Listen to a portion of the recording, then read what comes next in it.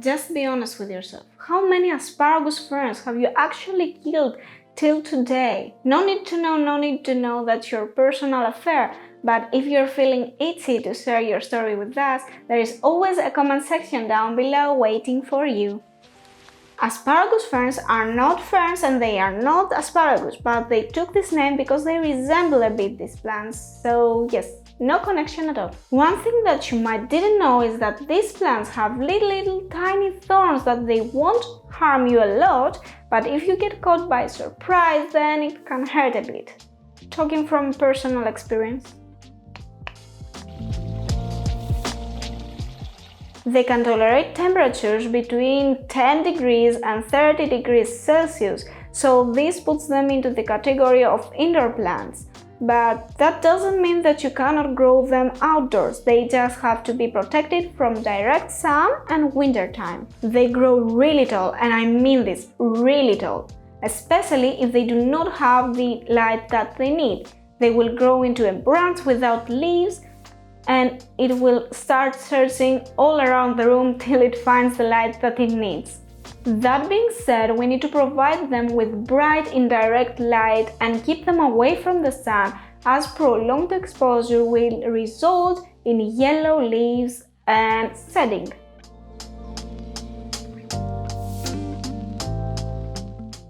Another cause of yellow needles and shedding is if your plant is underwatered, so that leads us to the potting mix. Most people prefer to mix peat moss and sand into the soil before planting the asparagus ferns.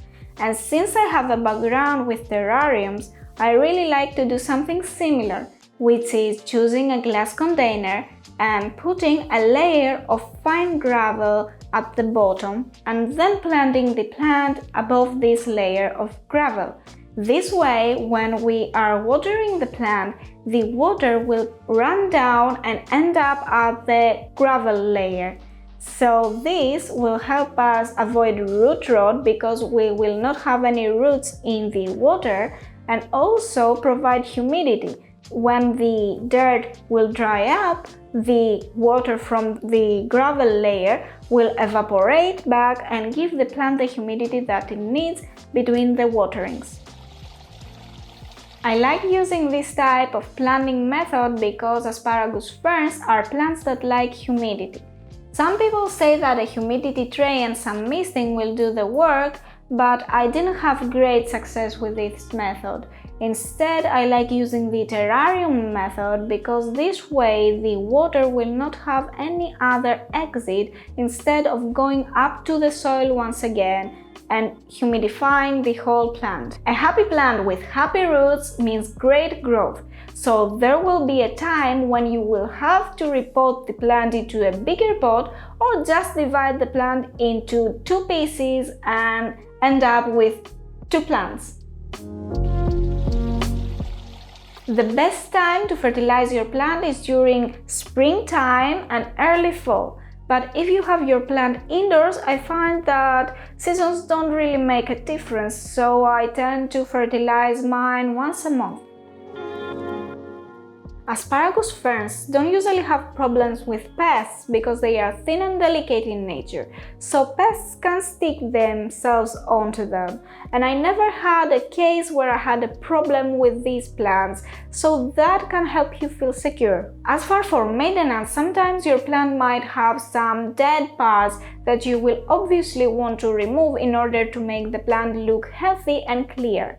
But always use a sterilized pair of scissors in order to avoid promoting any diseases or fungus. And please remember that these plants are toxic to cats, dogs and other pets like parrots and rabbits, so keep them away from them because our pets have the tendency to taste the houseplants and get poisoned.